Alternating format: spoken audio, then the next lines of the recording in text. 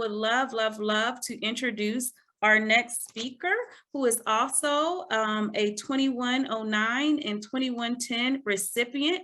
The Washington, thank you so much to Washington State for being such a great partner in this work and for being available today to share great resources in regards to coping with COVID.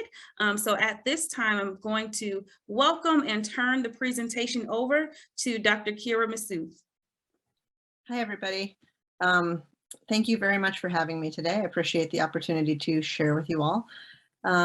Is it possible for me to share my screen? Is that a possibility, or? Yes. Can we do that? Okay. I added a new slide just this morning to reflect sort of some of the brand new changes and things that are headed our way. So I thought that that would be helpful to include in today's talk. Can y'all see that okay? All right, Yes. great. So I've got the chat up, and I know it's a large group, and I probably will have a little bit of time at the end, I think, for questions and answers as we had kind of planned. Can you, so in terms of time frame, I just want to make sure that I'm staying on track with your meeting plans today. How much time had you planned for this specifically? Yes, we have just shy of an hour allocated, so about 55 minutes. Okay. And I'm happy to help you with keeping time as well. Okay, I'm good with that. I just wanted to confirm. That's what I had as well. But when I come into a bigger meeting that has other agenda items, I just want to sort of confirm where we are. So no problem. Thank you very much for having me. I really do encourage you to ask questions as we go. I really enjoy sharing this information with folks who hopefully can use it. And I want to make it very clear right from the beginning that I'm not making any suggestions for you to be doing more work.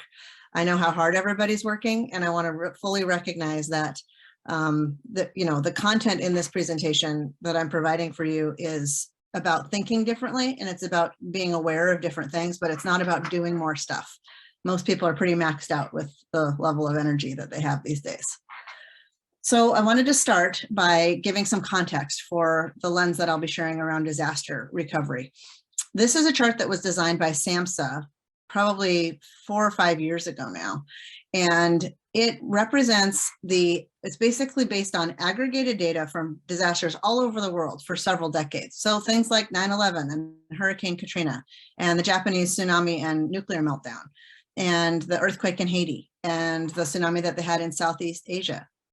So there are a variety of large-scale disasters that have been recorded and tracked, and we have been thinking about for a very long time. And we know that there are fairly well-known phases associated with each large-scale event.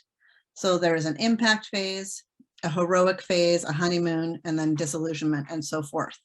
Well, clearly COVID did not turn out in terms of length or complexity like a typical disaster. So this chart that I'm going to share is a better representation that was designed by my team to reflect the ups and downs for behavioral health symptoms associated with the COVID pandemic as a disaster. So most places had the impact phase occurring around, I would say, March of 2020. We went then into the heroic and honeymoon phase in the spring of 2020. That's when everybody was obsessed about the Tiger King and hoarding toilet paper the very first time around. It feels like 5 years ago, maybe. Then we went from the honeymoon phase down into the disillusionment phase. And disillusionment is named that way because that's when the reality of how big this thing is really starts to sink in. Now, unfortunately, the disillusionment phase happened at the same time as a variety of other things, just coincidentally. We headed into the holiday season, which is often a challenging time for people. There was daylight savings in certain parts of the country. The weather changes, we get to that fall and winter weather. We had the federal election as well. So all of these layers, I jokingly refer to it as the trauma lasagna of 2020. It's all of these layers that affected us, right? And contributed to how we were feeling. With that in mind, when the calendar turned to 2021, the weather improved, daylight, increased. People started to feel better, and many people were on this recovery pathway.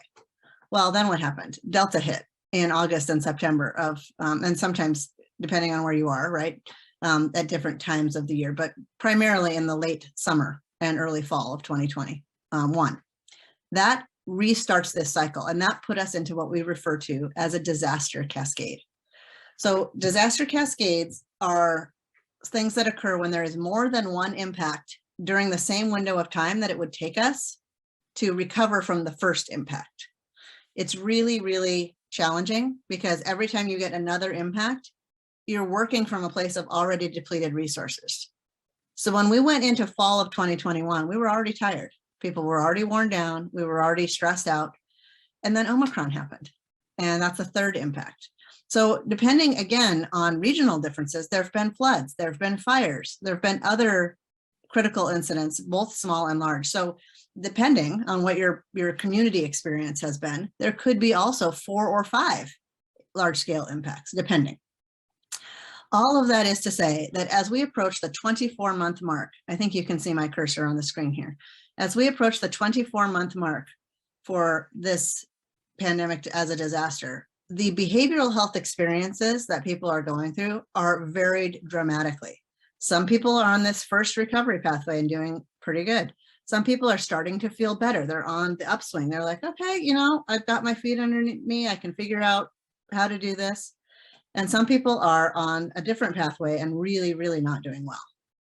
So we are at a critical place of divergence when it comes to how behavioral health is going to look 5 and 10 years down the road. Disaster cascades have fairly well-known outcomes associated with them. And as I mentioned previously, they definitely continue to tax us. They continue to test us. I've had people ask me, you know, how much resilience are we going to have to come up with in this pandemic? And unfortunately, there's no like junior woodchuck merit badge for resilience. This is just a process that we're part of. It's not a destination and you get there and then you're done and you don't have to be resilient anymore. We are now looking at an endurance phenomenon. So it's endurance combined with resilience because it's so long lasting. And when we think about what's going to happen, again, 5 years and 10 years down the road, there are 4 known outcomes for behavioral health that are associated with most disaster cascades. Resilience is by far the most common. Please keep in mind that these are general estimates based on previous disasters. So we know that resilience is a common outcome, but I can't tell you with a high degree of accuracy for sure it's going to be around 75%. That's a maybe. That's what we anticipate. Symptom acuity is just when you experience more symptoms, right? It's when you have moments of depression or a panic attack or some anxiety, and it gets in the way, but it's not strong enough to meet clinical threshold criteria for a diagnosis. Most of us are in that kind of category right now. We're struggling with some symptoms. The third most likely outcome is a new diagnosis or a condition, something from the DSM. Typically, that's going to be generalized anxiety disorder, major depressive disorder, or PTSD in that order of likelihood. The fourth most likely option is something that we call chronic dysfunction. And it's the least likely option for a reason. It's pretty rare. But again, we're not sure exactly because this is a different type of disaster. This might be a bigger issue for some communities. One thing I can be very clear about is that this has absolutely not been an equal opportunity disaster. Communities have been strongly, negatively, disproportionately affected by what has happened. Communities who have experienced racism and marginalization and lack of access to resources are strongly more negatively impacted by this entire experience. So not having a crystal ball that I can provide you, knowing what typically happens, even in disaster cascades, I still believe strongly that resilience is going to be the most common outcome. But what we do now, how we handle this spring, this summer, how we can collectively work on our own care and work on our own sense of resilience and active coping, and how we can pull other folks really, really is going to contribute to how many of us we can get on that resilience pathway. So some key takeaways that I'm going to share with you briefly today. I'm going to talk about the neurological effects that play out in how we do our work. Working with patients, working with clients, working with community members, and socially, just how we interact with our colleagues. our emotional processing, our information or cognitive processing, and then our interactions are all affected. There is a lot of anxiety about how this is going to quote unquote end, right? And I'll tell you now, you already know this, there's no Netflix special, there's no end of the pandemic, there's no, there's no special event that's going to say, now we're done. This is going to be about a transition in our work and in our lives from disaster crisis to re-engaging with things that are meaningful and the relationships that we care about and the stuff that really gives us joy and makes us feel good. So it's a transition process. It's not just, it's going to end and then we move on. But in order to do that, and this is something I'm going to be talking about in a minute, it is going to be, in my opinion, very essential that all of us, especially those who are in healthcare, right, that we take time to acknowledge the loss. Everyone has lost something in the last 2 years. Maybe not everybody's lost a loved one directly, but everybody has lost something. And grief is grief. And we need to acknowledge that and process through it in order to contribute to our collective recovery. Okay, so what's going on in the brain and why is our functioning so impacted by this whole 2-year experience?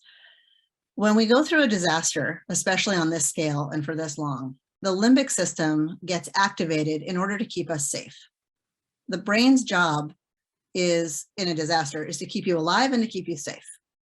Now, the way that it does that is that it sort of activates your system in order to scan for threats. It's like where might the next threat be coming from, so that it releases adrenaline, and so your body activates the sympathetic nervous system and it goes into fight or flight mode to keep you safe. The problem is that most of us, and this includes children, have been activated in terms of that limbic system for a very, very, very long time in a strong way. And when your brain is being influenced so strongly by the limbic system, when it's so highly activated, that is going to have strong impacts on short temper, kind of snapping back, making impulsive decisions, making more emotional decisions, and not thinking things through so clearly. Now you combine that highly activated limbic system with the fact that the prefrontal cortex, which is the thinking part of the brain that we have to have at work, that part is not as necessary for survival. So when the limbic system takes over, the prefrontal cortex is sort of hanging out and not integrating. It's not communicating effectively. So people have a really hard time focusing and concentrating and tracking details. And it is, I've said this a lot, but it's not uncommon. Oops, sorry. It's not uncommon for adults to feel like they have symptoms of ADHD that maybe they've never had before, or they're worried about early onset dementia because of brain fog and lack of concentration and confusion. So we're really in this on a neurochemical level, and most people are experiencing it to some degree. I want to also address the way that we process changes. And given the brain slide that I just showed you, it's really helpful to understand that if we were to look at someone's brain who was very, very anxious about something with an fMRI, like see it in real time, certain things would be lit up and activated. If we were to look at someone else's brain who was very excited about something and really couldn't wait, the brains would look almost identical. The neurological activation in an excited brain and an anxious brain look very, very similar. So what does that mean for us? There was a study, and this is really an interesting one I am excited to share with you. There was a study that was done with students in a high school, I believe, and they were told they were taking a math test, and the control group was just told, take the math test, do your best. Well, math makes people anxious, right? Or like it makes me anxious, so I get that. And they took the test, and however they did. They gave the experimental group an option. They said, we want you to try your best to tell yourself in your head that you're excited. You're not anxious about the math test. You're excited about it. You can't wait. You're going to do great. You're excited to do it. The performance for the experimental group who changed their thinking from, they changed their interpretation of their feeling inside from anxiety to excitement, their performance increased by up to 85%. They did so much better just by the way that they were interpreting what was going on. And the reason why I'm including that today is because there are so many things happening to all of us that we are not in control of. There are all kinds of things that we have to react to. And we have choices. We have power. We are empowered to control how we respond. Now, if that doesn't sound palatable to you and you're like, I'm anxious, I'm going to stick with that. That's fine. I'm not trying to convince you otherwise. But I want to put the idea out there that it is neurochemically possible for us to change how we interpret what our body and what our brain is doing and have a very different outcome at the end of the day and a very different experience. Other things that I want to suggest, and these are things that if you do cognitive work with people that you are probably very familiar with, but you want to collect evidence. If you're worried about something, or if you're having an automatic thought that's really getting in the way, try to collect evidence, back up and say, what is the evidence for the fact that this is true? And what is the evidence against it? And just write it down and make a list. Sometimes when we pick apart the things that we're worried about, they seem to dissipate a little bit. Another example is to play the tape all the way to the end. And that's what I call it. So I'll give you an example. I have a client who is terrified of having a flat tire. Unpredictable, right? Negative thing. And so I asked her, well, what happens if you get a flat tire? Well, I would probably pull off to the side of the road. Okay, and then what? Well, then I would call my boss and let them know I was going to be late and maybe try to change it or call AAA to help me change it. Okay, and then what? And we walked all the way through it, and she got through her whole day and realized at the very end of the story, like maybe it's not that big of a deal to get a flat tire. It's a pain, but it's not a world-ending scenario. And so playing the tape all the way to the end allows you to really think through, maybe this big thing I'm worried about when you go through time is not such a big thing. And then the other thing that I was mentioning earlier is focus on process. Focus on how you do things, how you listen, how you communicate, how you engage with other people. We don't have a lot of control over content, rules and restrictions, or things we're required to do, but we do have control over process, and that's very empowering. So these are some other examples of very, very common physiological and social and other experiences and symptoms that people have right now. There is something called, what is it called? Revenge bedtime procrastination. And what that means is that you stay up until 2 o'clock or 3 o'clock in the morning for no good reason. Scrolling the internet, surfing on your phone, doom scrolling on Twitter or Instagram or whatever it is, or watching Netflix just for hours. Are you getting something out of that? Probably not so much, but why do we do it? The fact that there's a term to describe it now suggests that this is a fairly significant issue. And the idea for many people is that we're trying to get some of our life back. We're trying to feel like we have control over something that's happening. So there are ways to do that are probably healthier, but just to acknowledge that sleep is a really big issue for most people. It's often that your brain will wake you up at 3 o'clock in the morning and you are not rested. I strongly recommend keeping a pad of paper by the side of your bed, not picking up a device, even though we all do that, but pick up a pad of paper and write down what woke you up, rather than a device that is going to be more neurologically stimulating. Other examples of this, you might see this in your work with what we call acting out and acting in. Acting out is when people express distress externally. That's all that means. It's when that distress just comes out. So it's hostility, maybe some aggression, maybe substance use, sometimes illegal behavior. It's just when people are just getting it out. It's when kids overturn desks in the classroom, they're just blah, right? The other side of that coin that's also very common is what we refer to as acting in.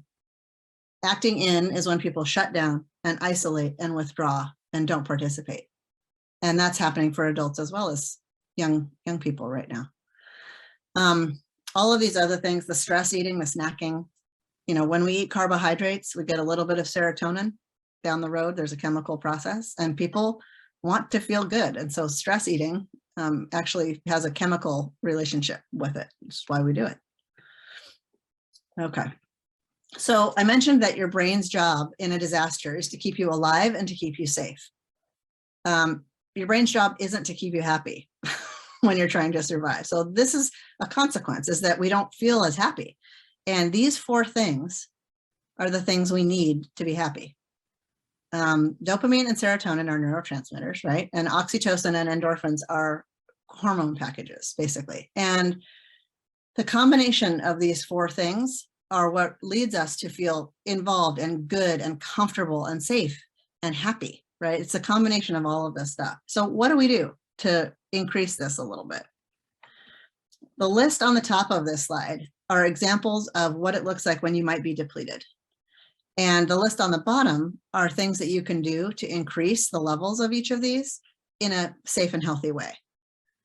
I will be very frank that one of the things that I'm very concerned about right now is the likelihood, which is very high in my opinion, of youth and young adults going a little bit wild in the spring and summer.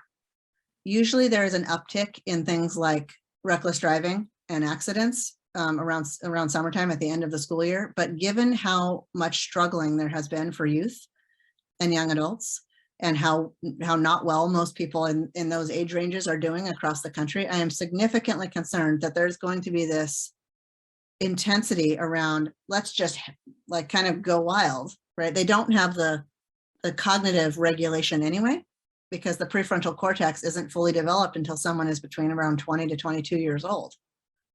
So wanting to feel good and making choices like, let's just do this, let's just have fun, right? That means an increase in risky sexual behavior, substance use, reckless driving, maybe spending money impulsively doing things. And, you know, adults are not immune from this at all. There have been increases and all kinds of fluctuations in those behaviors over the last 2 years for sure.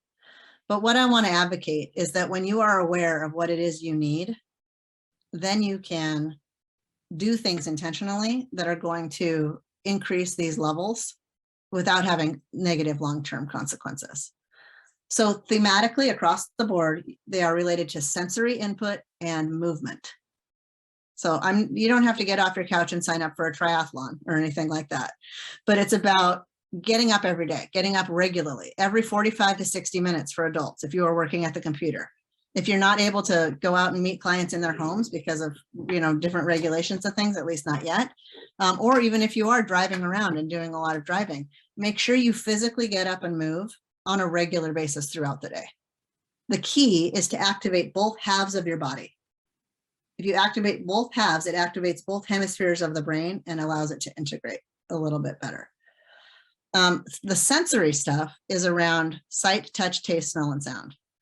And the reason why that is powerful here is that that part of the brain is very, very basic. It's very, it's strong, it's big, it overrides the parts of the brain where anxiety tend to be. Anxiety comes from worrying about what's already happened in the past or what hasn't happened yet. And when we get our brain to really focus in on the present moment, it tends to override that. The most effective way to do it with humans is temperature and touch. So like putting your hands in a Ziploc bag or a bowl full of cold ice water for about 20 seconds. If you're feeling anxious or panicky, that will short circuit a panic attack. These are things that you can work on with people that you work with as well, right? Keeping an orange in the freezer and taking a frozen orange out and manipulating or scratching at it and trying to peel it. That smell is nice, but also holding a cold object is very overwhelming to the brain. So there's lots of ways to engage the senses. Making a playlist of music and putting on a particular playlist when you need that calming. If people have trouble falling asleep, taking a hot shower before bed is helpful because when your body cools off, it releases melatonin, which can contribute to sleep. So there's lots of sensory things that are going to help with health in general. I'm going to talk a little bit about how our processing, professionally and personally, is affected in this disaster. So we tend to, because the limbic system is in charge more than we want, we tend to perceive things in general as being more negative, hostile, or threatening than they actually are. This includes drivers. This includes a stranger at the grocery store. This includes a colleague who's sending us an email or text message, right? Our brain is keyed up to try to defend ourselves. So when we perceive a threat, whether it's accurate or not, we behave defensively, and then that usually is escalation.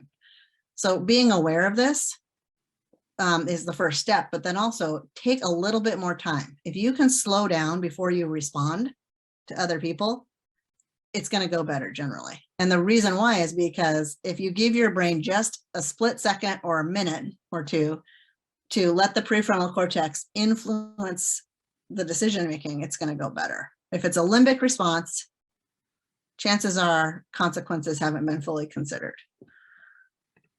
When it comes to how we process information, one of the things that I can recommend for everybody is that it's really helpful right now to go above and beyond in expressing appreciation and thanks.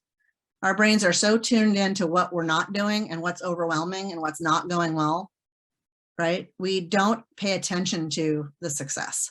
And so calling it out in team meeting, calling it out just personally with friends and family members, saying, thank you. I really appreciate your effort on this thing. Acknowledging how hard people are working.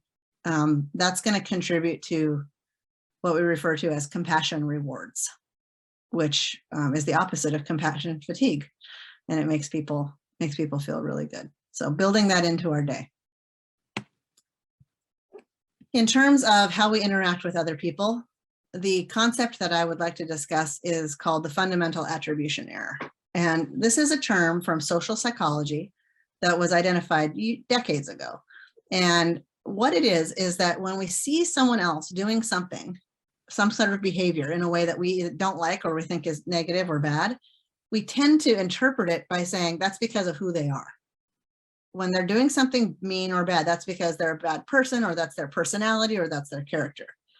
But when we do something negative or not so good, we tend to look for environmental reasons why. Like, oh, I'm in a bad mood. I behaved that way because the traffic was terrible this morning. Or I snapped because my kids are driving me crazy at home. Or I'm fighting with my spouse or my partner, right? We tend to blame environmental circumstances. What I'm asking us to consider is that we apply the same courtesy to other people that we apply to ourselves. That we take a minute to look for reasons why people might be acting the way that they are, because most of the time there's going to be something. It's an error for a reason. If it were true, we wouldn't have a label for it. So extend courtesy to others by trying to interpret their behaviors as like, maybe they've got another kid home on quarantine again, and they're super stressed out because they're not able to do their work very well. Just as an example. Another thing about our interactions with other people is that our brains are programmed naturally to respond to an angry face. Anger is one of 6 universally recognized human emotions. So no matter where you go in the world, there are 6 universally recognized facial expressions of emotion. And anger is the one that we recognize the most quickly. Gold star in the chat if anybody wants to name all 6 universal human emotions. So when we perceive something, even with a mask on, you can tell an angry face. Your brain is ready to notice that. But we tend to over-perceive things as being negative or angry or threatening right now. And so that's something else to just kind of be aware of. Okay, I'm going to switch gears away from the neuroscience and talk about grief and loss here for a second. I mentioned at the beginning that processing through grief is going to be a necessary part of our collective recovery from this, and that everyone has lost something. Grief and loss is, it's not just about the loss of a loved one, although it often is. It's not always. It can be the loss of an identity, the loss of security, the loss of other relationships, even with people who are still living, but there's lots of relationships that have been torn apart in the last, several years. Yes, Jarrell gets the gold star in the chat. Good job. Thank you, Jarrell. Okay, so the collective experience of loss is around the idea that if we lose something now, at this point in our experience, it is likely to touch on a deep well of loss that we've been working through for 2 years, right? So our reaction, our emotional response to loss right now is going to be stronger probably than it would be if we were in a different set of circumstances. Someone who has lost someone might want you to know the following. These are just considerations. There's always a sense that someone is missing, even when things are happy. Small talk can be physically painful because it can feel so meaningless. Sometimes when someone knows you really well, they avoid bringing it up because they don't want to hurt you. And that usually isn't the thing to do. Usually it's really helpful to ask someone if they're comfortable talking about their loss. They can say no. I met with a woman last month when was it? Last month, I think. And she said that she had lost her son in an accident, not related to COVID, but it was during COVID. And the person who has been working with her side by side for 20 years never brought it up because they were afraid to hurt her. They didn't want to bring it up. And so I think we, out of our own sense of not knowing what to do, we just don't. And I want to suggest that it's more helpful sometimes to just reach out and ask. Emotional reactions are going to come when you least expect it and not when you don't. So you might expect to be emotional for a certain event and not feel anything. You might completely break down when you watch a cat food commercial. There is no wrong way and no right way to experience grief. It just comes and it happens. Yeah. This I wanted to add because I think it's important to consider when you're having a one-on-one interaction with someone, which direction the support should go. One of the challenges in offering psychological or just emotional support to other people is that you, with grief specifically, is that you don't want to put a person who's really in acute grief in a position to comfort you as the helper, right? I know everybody's lost something, and so it's not as simple as just these bubbles like this, but when you're interacting in a one-on-one, just you and one other person, try to identify for yourself, which way is this going? Am I providing the comfort and allowing them to express the distress, or is it the other way around? Like, which way are we going here? Because you can have like a support group where kind of people are doing it mutually, but that's a specific set of circumstances. If you're trying to support a colleague or a loved one or a friend, don't put them in the position of supporting you if they're the person most directly affected by that loss. Other considerations here. I don't need to read this slide to you, but this is what I would mention here. I'm not going to ask for a show of hands, but I'm willing to bet that everybody on this call at some point has said, let me know how I can help you. Let me know what it is you need. And what I would want to recommend rather than that, I've done it too, we all do it. But what I would like to suggest instead is that next time you're working on supporting someone who's lost something, that you offer a specific task. Make it a very concrete and discrete thing. Can I take your kids to the park for a couple of hours? Can I run an errand for you? Can I get some groceries delivered to your house? Can I bring you a hot meal? Any of those things. There's many other options depending on the circumstances. But when you offer something specific and concrete, it gives the person who's grieving the chance to just say yes or no and not have to come up with something. Oftentimes people don't know what they need. And so when we put the responsibility on them to come up with something, nobody gets the support. So offer something very specific if you can. And use that active listening. I know you all know what active listening is, but active listening is pretty much the most helpful disaster recovery intervention that we've got. Nobody is going to fix this for anybody else. It's too big. And if we try to do problem solving, when we're trying to offer that emotional support, what you might hear back is, yeah, but I tried that, or yeah, but, right? But that's not what's needed. Active listening and just deeply trying to understand is definitely the thing. So I'm going to share with you briefly a model around this. This summarizes the important considerations around grief and loss. Again, loss of identity, loss of meaning, or loss of an idea, as well as the loss of relationships. It starts with honoring the loss, and that's not the same thing as post-traumatic growth.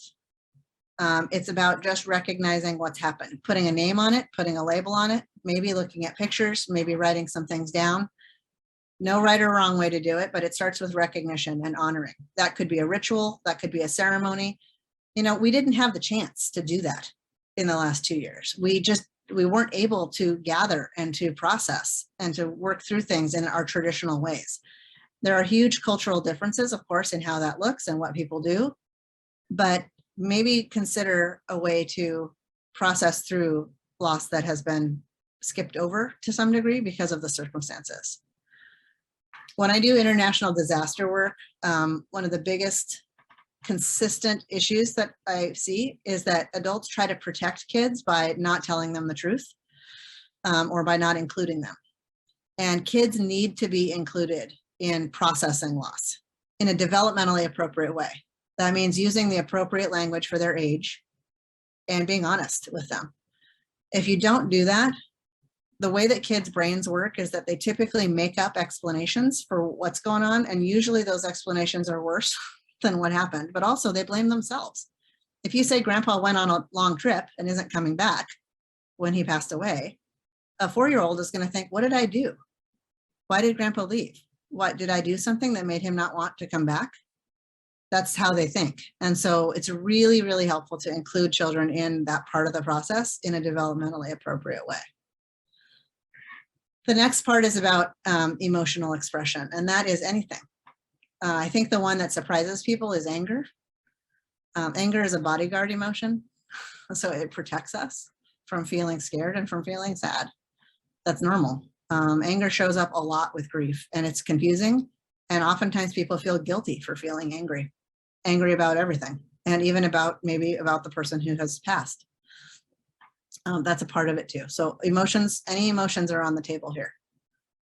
The third piece is acknowledging the obstacles. And the way that I do that clinically is to try and hear myself or someone else say, if then, if COVID hadn't happened, then, if I had just said this thing, then, if they had just done this, then. And when you find yourself saying, if then, this is an incredible oversimplification. But one of the clinical interventions is to say, but it just did. To notice that you're saying if then, and then just follow that up with, but it just did. And that allows you to start getting unstuck from that process.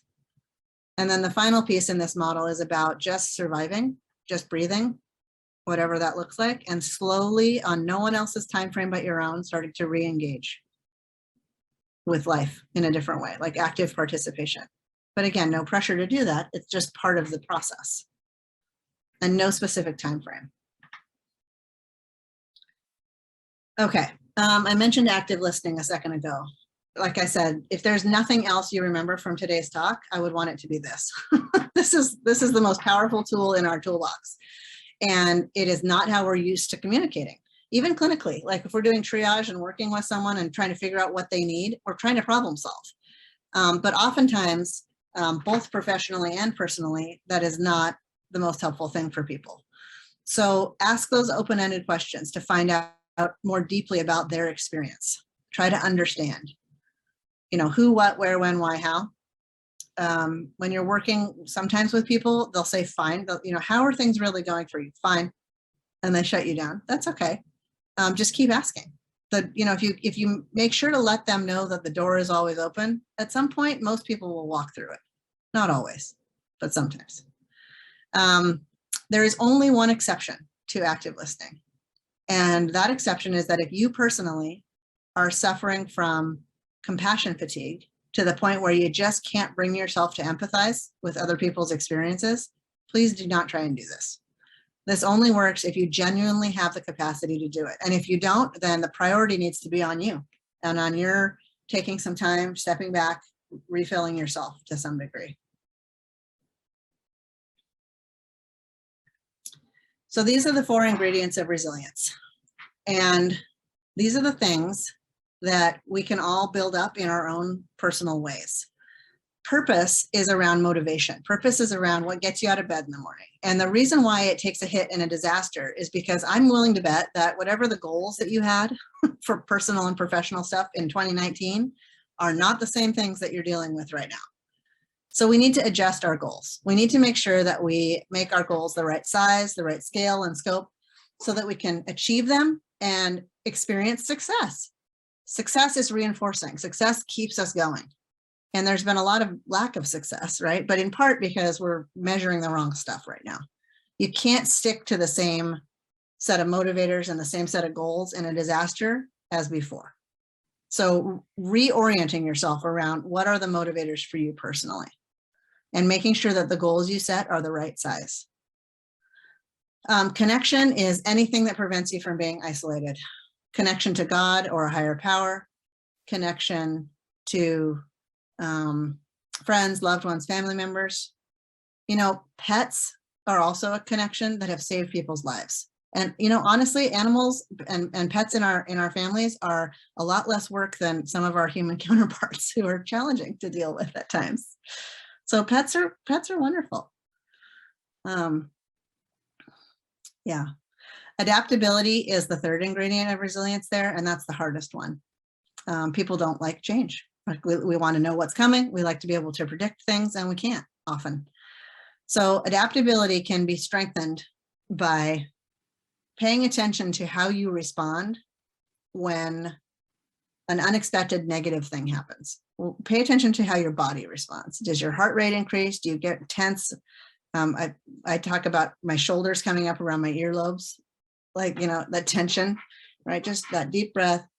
If you can work on perceiving an unexpected change as a challenge rather than a threat, you practice adaptability. That's how you get there. If you go into threat mode, you can hide, run, or fight, right? There's not a lot of options. If you go into challenge mode, like, well, this is not what I was expecting, but who do I need to call? What are my resources? What is my next right step? Then I'm having some empowerment with that. So if I perceive it as a challenge, I can overcome to some degree. That's how we practice adaptability. And then hope is the byproduct. You get more hope when you practice adaptability, because when you're overwhelmed by threats, there's not a lot of hope there. But when things are challenging, you're like, okay, I got this. To some degree, I can figure this out. Hope is, there's a couple important things about hope. Number one is that it is not the same thing as optimism. Optimism is unicorns and rainbows, and hope is grounded in reality. Hope is also the most emotionally meaningful of all of these ingredients. It's very, very unique to individuals. Hope is the one of these things that is the most tempered by our cultural experience. And what I mean by that is that for people who have experienced racism and discrimination and marginalization, hope is harder to come by sometimes. It's a harder thing to connect with, and it's harder to internalize. There is a reason that so many influential leaders around human rights and motivation focus on hope as a message. Hope is a very, very powerful message, but it lands differently in different communities. So please just keep that in mind. It's not as easy as saying just have more hope or be more hopeful, right? It's not as natural as that or as easy. However, it can be a byproduct that we can all develop if we work on it.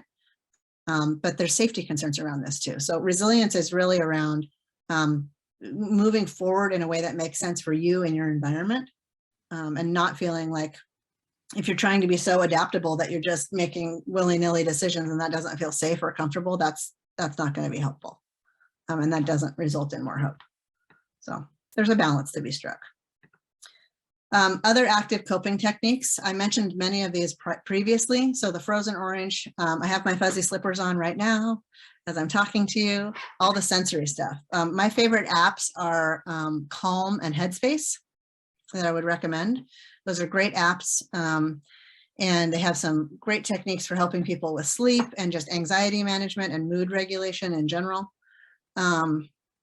You know, the sleep hygiene, trying to not engage in revenge bedtime procrastination if you can, going to bed around the same time, you know, paying attention to when in the day you have your last cup of coffee, right? If it's too late in the afternoon, that's going to disrupt sleep. And then for depression, I didn't really mention these things yet, but for depression, you know, if you don't have one already for the work that you do, make yourself an active coping plan. It should be one piece of paper. You can stick it on your refrigerator. You list on the first column some of your primary concerns, like hopelessness or just anxiety, whatever it may be, right? It's just personal for you. You list your concerns. And then the second column is, these are my go-to activities for when I feel that way. These are the things that I know work: to make cookies for my neighbor, to pet the dog, to go for a walk, right? Put it on a list. And then the other thing that I like to add to the coping plan is what the time frame is. That's why I say 5 minutes to 5 hours. Like if I'm going to pick something off the list, I want to know if I have time for that on a weekend versus on a weekday evening, if it's a 5-minute technique versus something that's going to take me hours. So all kinds of options. I had a client tell me, If somebody else tells me to start a journal, my head is going to explode. Like, don't journal if journaling doesn't work for you. Like, it's not one size fits all. So only put things on your coping plan that make sense for you. Different options for different people. And remember the movement, physical movement regularly. So I'll just wrap up, and then before I take some questions, by summarizing this shift that I've been talking about with how we find vitality again and how we really reconnect to the things that are meaningful. Please keep in mind that you and your colleagues are experiencing successes every day. You're doing good work every day. Your brain might not be recognizing it as such, and it might not be internalizing it. So really just looking for examples of things that are going well and things that are going right, because it's happening. But when we're such in a limbic response mode, we just don't pay attention so much. So be sure to set goals for yourself that are the right size so that you're experiencing success, right? Those are fun goals too. Those aren't just achievement goals. I like to write down, this might sound silly, but I like to write down things that I've already done just to give myself the satisfaction of checking it off, because there's always things on my to-do list, but I also have to recognize the to-dones. I did it and give myself credit for it. That's the dopamine. You get a little bit of dopamine from that. Prioritize connections that are healthy for you, right? Not just hanging on to relationships because you've had them for a while, but those healthy connections, professional, personal connections, hobbies. There's all kinds of ways to engage with people that you might not have considered before or tried, but isolation is really a risk factor for sure, especially given the work that you all do. Boundaries. Boundaries are hard. When there is so much need and there are so many things to do, boundaries become essential. And American work culture in general is terrible with boundaries. Usually we have on and less on. And what we want and what we need is on call, depending on your job role, when you might be checking emails or answering a call after hours, and off.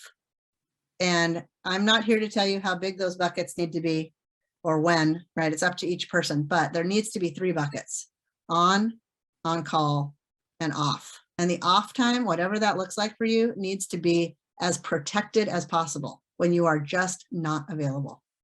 And that's a culture shift. That is not something that we're used to thinking about. But you're not looking at email, you're not available by phone. And if you're in a role where you are on call, to talk to your counterparts to figure out who does what when, so that there are times when you can just be completely separate.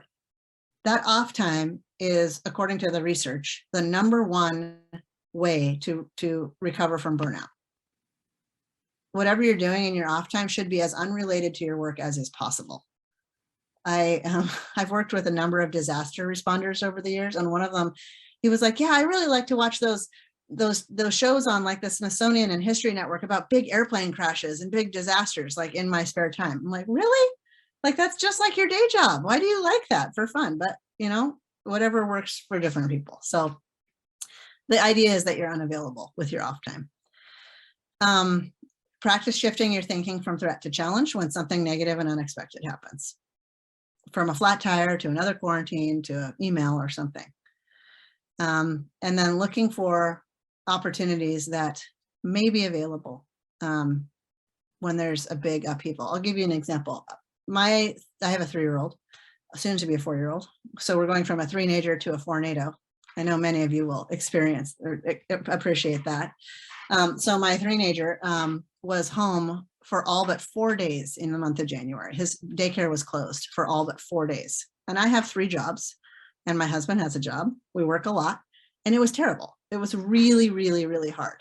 However, after we knew he wasn't sick, negative testing and everything, he got to spend time with his grandmother, which is something that he would never get to do in a regular January during school, right? It's just not, because we have a different routine.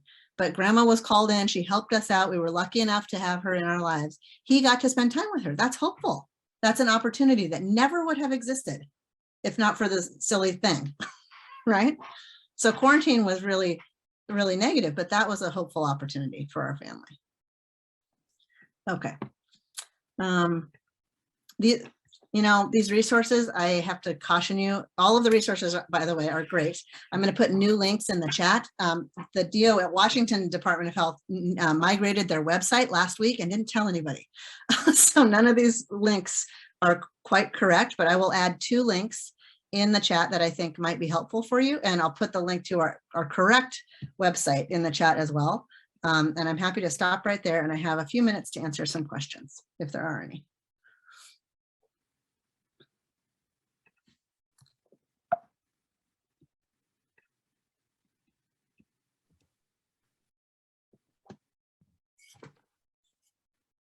Any If you have questions? questions, you can come off mute or remember just to write them in the chat and we will make sure those are read.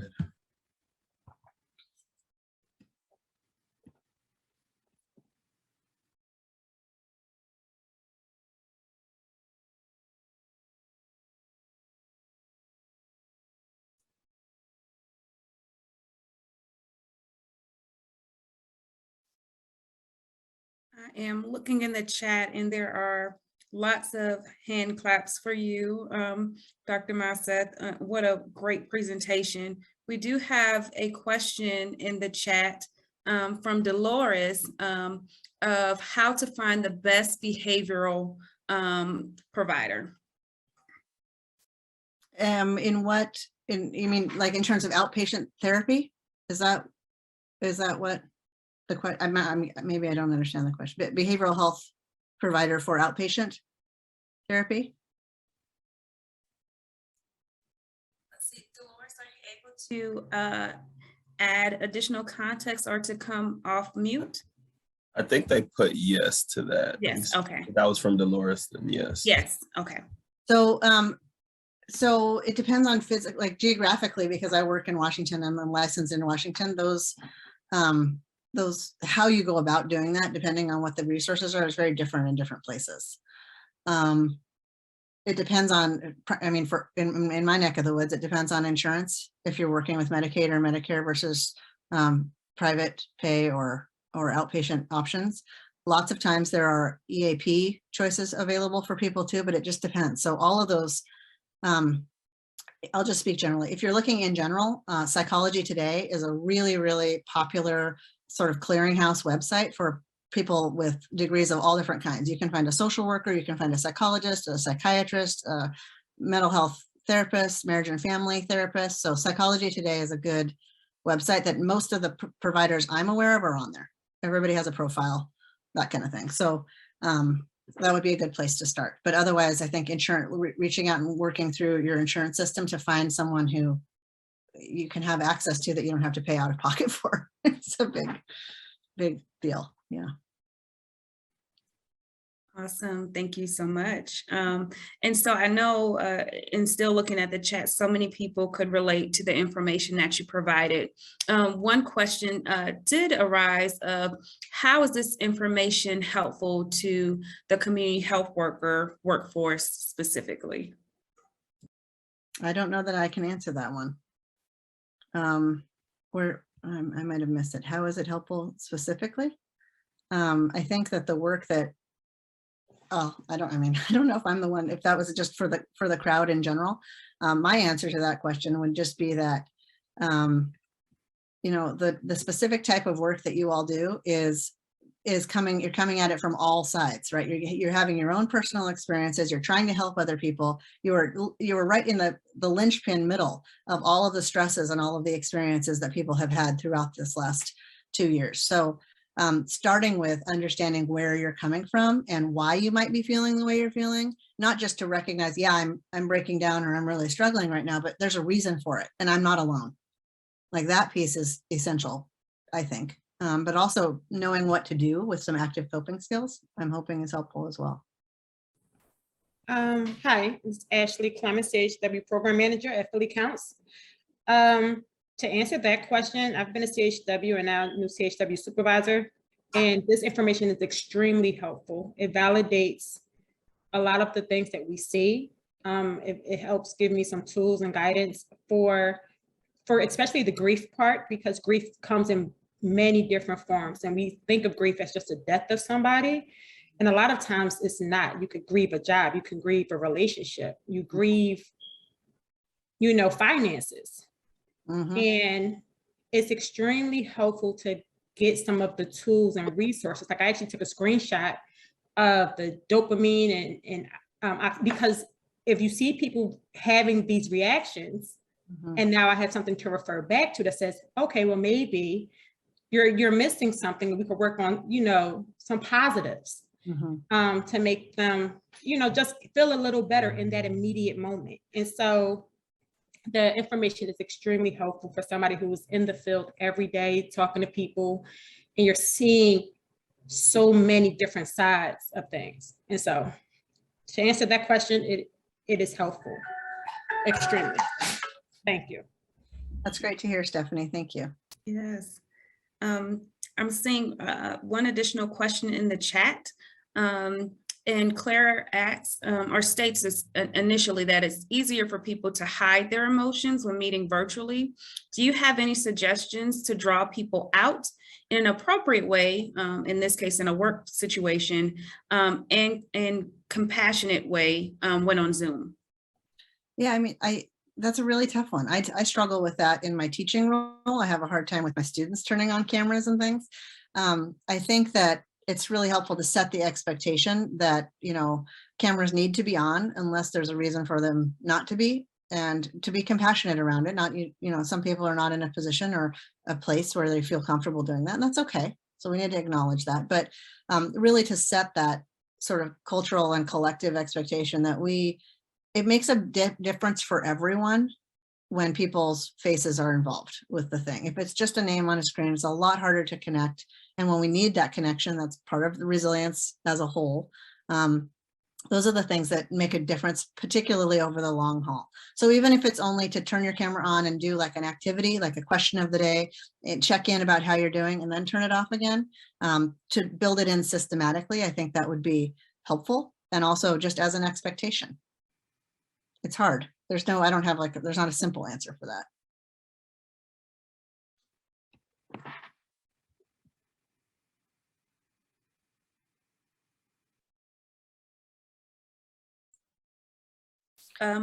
So one additional question. One of the core roles of CHWs is support. Any further ideas of how to help CHWs to balance support and their own needs when they are experiencing compassion fatigue? Yeah, absolutely. I think the first thing you can do is be aware of where you are on your own, let's call it a gas tank. Like where are you on your personal level of capacity with your gas tank? If it's full, you have a lot of energy going into your job on a Tuesday morning or whatever day of the week it happens to be, to start with an awareness. Do a check-in for yourself to see what it is that you have you're able to give today. Depending on what the answer to that is, right? If you're running on empty for weeks at a time, that's going to be something that you're going to need to get some additional support around, either supervisory support or peer collegial support. You're going to have to engage in other types of assistance in order to get your tank a quarter full or half full or whatever it is that you can manage. If it's running on empty for too long of a period of time, that's an untenable long-term outcome for people. That's not going to go well. But it's completely normal to have an empty day or an empty few days, right? And then having it kind of go back and forth. So starting your day with an evaluation of where am I on my capacity to provide support today? And when you have it to give, to use it as strategically as possible, not just willy-nilly, but really be thoughtful about the mental and emotional effort that's going out. And something that I learned in graduate school with regard to this too, is that it's helpful sometimes when you're really struggling yourself to imagine not a wall between you and a client or between you and whomever you are assisting or supporting, not a big wall, but a very, very thin, translucent, see-through, like a dragon skin, like something that is tiny and right next to you, but it's a suit that protects you from whatever the emotions are and whatever's going on around you that the client or the person is sort of putting out into the room. So those negative, whatever that stuff is, doesn't go into you. That you imagine yourself being safe from that, but you're still able to engage because you're not putting up a wall.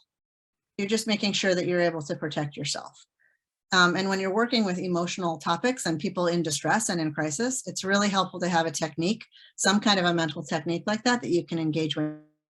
So when you're running on 1/4 of a tank or less, I would say to engage your other resources that you can. And then there's going to have to be a point at which you evaluate what are the other things that you need for yourself. And if it's more than just your weekend, then it's going to be necessary to ask for that help and talk about it.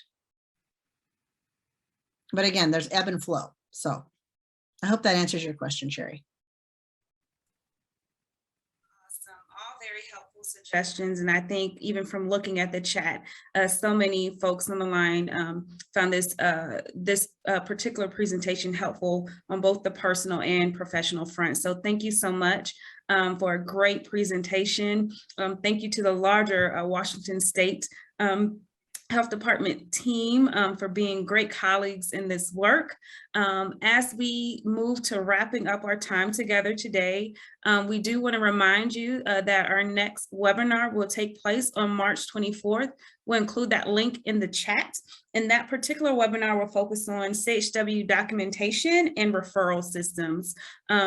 If you want to get more individualized support on anything you may have heard today, or just for your program planning and implementation, please remember to put your TA requests into AMP.